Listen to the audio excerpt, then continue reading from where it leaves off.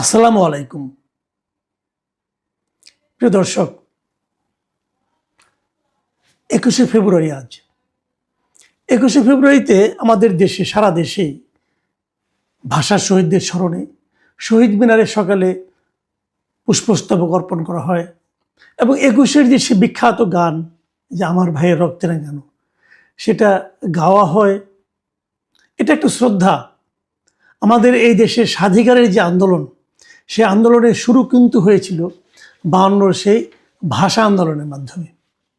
পৃথিবীতে খুব কম জাতি আছে যেখানে নাকি তারা মাতৃভাষায় কথা বলার অধিকার লাভের জন্য জীবন দিয়েছে। আমরা সেই খুব কম জাতির মধ্যে একটা। আমাদের এরকম একটা গৌরবোজ্জ্বল ইতিহাস, সেটাকে আমরা স্মরণ করি কেন? আমরা স্মরণ করি যে আমাদের জাতীয়তা বোধের উন্মেষ যে ঘটনার মাধ্যমে হয়েছিল, সেই ঘটনাটাকে আমাদের চেতনায় যুক্ত করার জন্য। এটা আমাদের একটা গর্বের দিন, কিন্তু সেই গর্বের দিনটাকে আমরা কিভাবে উদযাপন করি, অথবা আমাদের যারা দায়িত্বপ্রাপ্ত সরকারি কর্মকর্তা আছেন তারা কি করেন, অথবা এই দিবসটাকে কেন্দ্র করে, এই দিবসটাকে পুঁজি করে আমরা কিভাবে সংকীর্ণ দলীয় মনোভাবের প্রকাশ ঘটাই। আমরা বিভিন্ন সময় ঘটে এসেছি। আমরা পুরো জাতি ভাষার জন্য লড়াই করেছি, কিন্তু পুরো জাতি ঐক্যবদ্ধভাবে একসঙ্গে সেই লড়াইয়ের কথা স্মরণ করতে পারি না, একে অপরকে স্মরণ করতে দিই না। এই প্রবণতা আমাদের মধ্যে আছে। যেমন একটা কথা আপনারা জানবেন, সেই 52 সালের পর থেকে এই গত 74 বছরে জামাতে ইসলামের কোনো আমির, জামাতে ইসলামের কোনো শীর্ষ নেতা কখনো শহীদ মিনারে যায় নাই। কিন্তু এবার প্রথমবারের মতো গিয়েছেন। তো এই যাওয়াটাকে আমরা কি বলবো?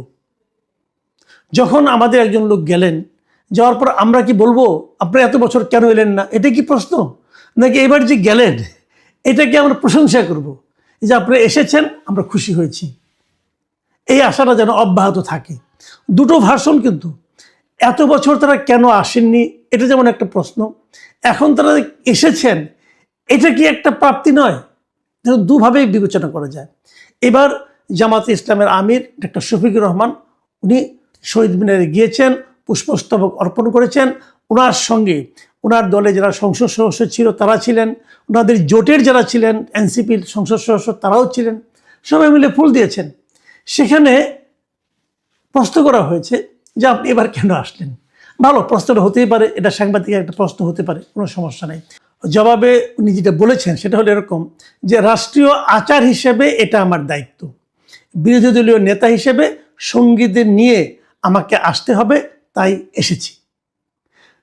তো এই জবাবটা আমার কাছে মনে হয়েছে উনি দিয়েছেন, তো উনি যেভাবে হোক একটা জবাব দিয়েছেন। তারপরে প্রশ্ন করা হয়েছে জামাত কি এটাকে এখনো নাজায়েজ মনে করে কিনা, এবং তখন উনি একটু বিরক্ত হয়েছেন এবং বলেছেন আপনি এই প্রশ্ন কেন আজকে করছেন? এরকম একটা পবিত্র দিনে এমন প্রশ্ন না করাই ভালো। এটা বলে ওনার চেহারা যা দেখলাম আমি দৃশ্যতই, উনি বিরক্তি প্রকাশ করে চলে গেছেন। দেখেন, এই যে ঘটনাটা, এটা কিন্তু অনেকগুলো ব্যাখ্যা হতে পারে, বাট আমি যে ব্যাখ্যাটা নেব, আমি বরাবরই বলে এসেছি, এখনও বলি, আমি সবসময় চাই এই জাতি, আমাদের বাংলাদেশি যারা অধিবাসী আমরা আছি, আমরা যেন ঐক্যবদ্ধ থাকতে পারি। ঐক্যবদ্ধ না হলে এই জাতিকে আপনি অগ্রসর করতে পারবেন না। ঘরের মধ্যে ঘর বানাবেন না, ঘরের মধ্যে শত্রু বানাবেন না, ঘরের মধ্যে প্রতিদ্বন্দ্বী থাকবে, প্রতিপক্ষ থাকবে না, এটা মাথায় রাখতে হবে। তো এখানে যে জিনিসটা হচ্ছে, ওনাকে জব্দ করার একটা প্রবণতা দেখা যাচ্ছে। দরকার নেই তো।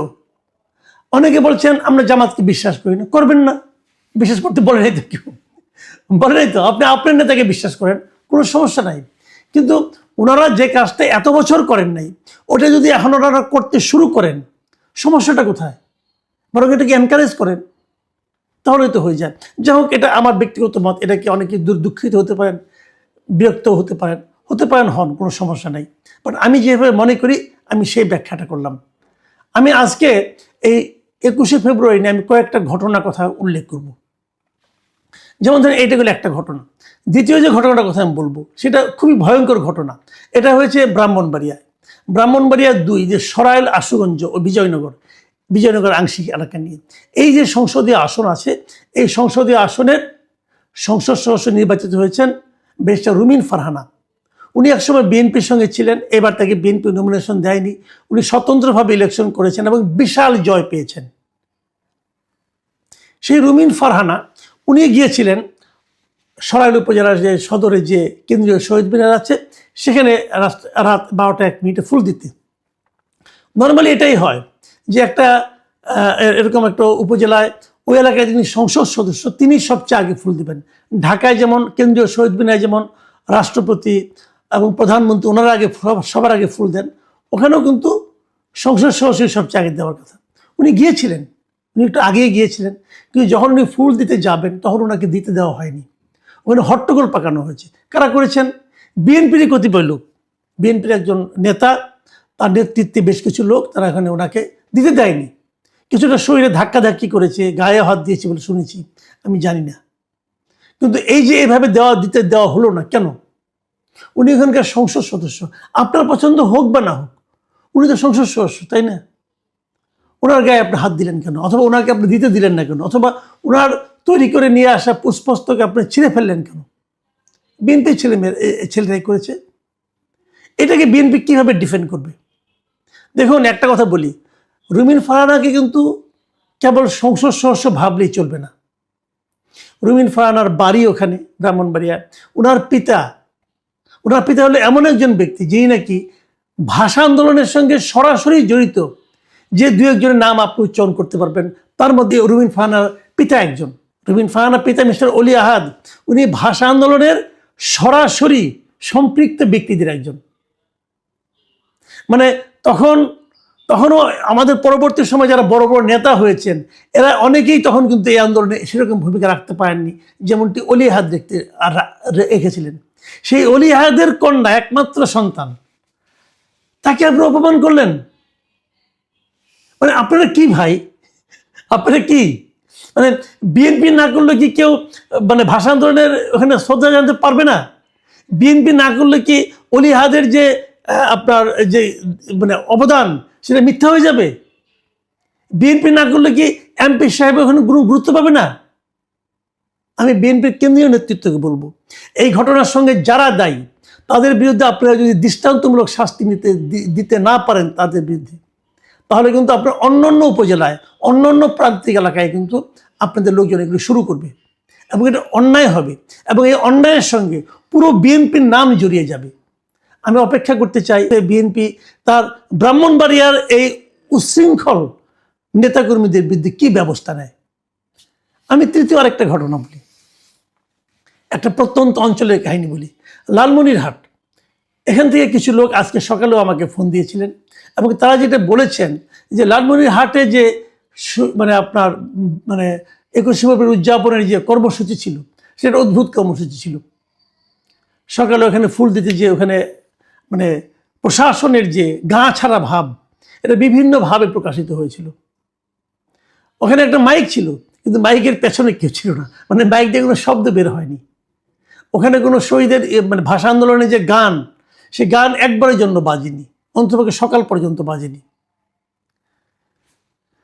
21শে ফেব্রুয়ারি উপলক্ষে ওখানে শিশু কিশোরদের মধ্যে এক ধরনের সাংস্কৃতিক প্রতিযোগিতা ছিল, সেখানে গজলের প্রতিযোগিতা ছিল। দেশাত্মবোধক গান অথবা ভাষা আন্দোলনের গান এগুলি না, গজলের প্রতিযোগিতা ছিল। মানে প্রশাসন কিভাবে মানে মানে এক ধরনের জঙ্গি আচরণ করেছিল এবং কিভাবে মানে আমাদের যে সংস্কৃতি সেই সংস্কৃতিকে উপেক্ষা করেছে সেটা কিন্তু লালমনিরহাটের এই দৃশ্য দেখলে বোঝা যাবে। মানে বিজাতীয়করণের যে কি প্রবণতা সেখানে ছিল।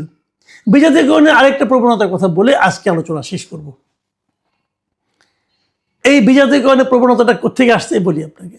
আমাদের বিখ্যাত মিস্টার শফিকুল আলম, বিখ্যাত মানুষ, অথবা কয়েকদিন আগে বিখ্যাত ছিলেন, এখন যে কোনো মানুষ যেভাবে বলেন না কেন, উনি ছিলেন ডক্টর ইউনূসের প্রেস সেক্রেটারি। উনি ওনার ভেরিফাইড ফেসবুক পেজে আজ একটা পোস্ট দিয়েছেন।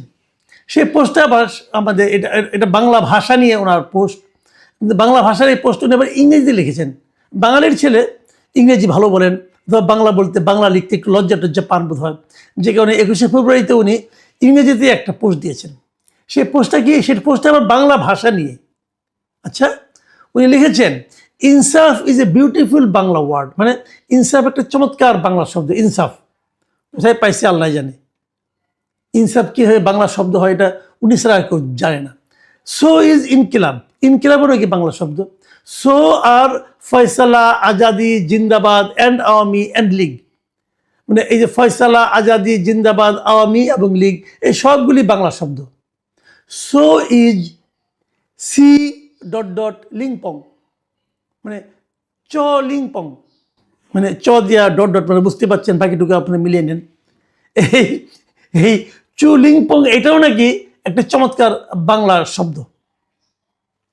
এর উদ্ভাবককে মিস্টার শফিকুল আলম। আমার কেন যেন মনে হয় এই ভদ্রলোকের মানে ক্ষমতা হারানোর পর এই ভদ্রলোকের মস্তিষ্কের দু একটা তার মনে হয় ছিঁড়ে গেছে, এটা আমার ধারণা। সরি, আমি একটু মানে হয়তো খারাপ শব্দ ব্যবহার করলাম, কিন্তু আমার হয় উনি ওনার মধ্যে এক ধরনের অপ্রকৃতিস্থ ব্যাপার স্যাপার আমি দেখতে পাচ্ছি। মানে উনি এই যেন এলোমেলো হয়ে যাচ্ছেন।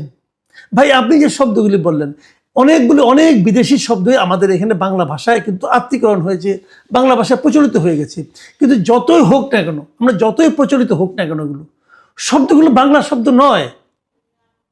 আমাদের বাংলা ভাষায় অনেক বিদেশি শব্দ আছে, কথাটা খেয়াল করুন, বাংলা ভাষায় বিদেশি শব্দ আছে, কিন্তু তার মানে ওই বিদেশি শব্দগুলো বাংলা শব্দ পরিণত হয়নি।